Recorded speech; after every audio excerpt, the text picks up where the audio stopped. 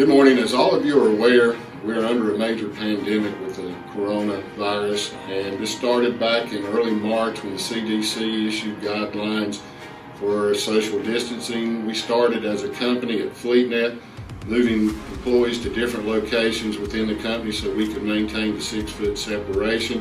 While doing that, we're also making plans to have 70% of our workforce out of the office and working from home within the first 2 weeks. We've accomplished that goal, and now we're in week 4, and this is April 10th. We'll have over 90% of our employees working from home.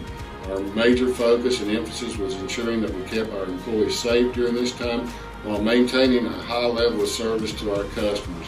I'm happy to say we've been able to do both, and we will continue to provide the high level of service our customers expect. We appreciate the opportunity to continue to serve our customers during this difficult time. God bless.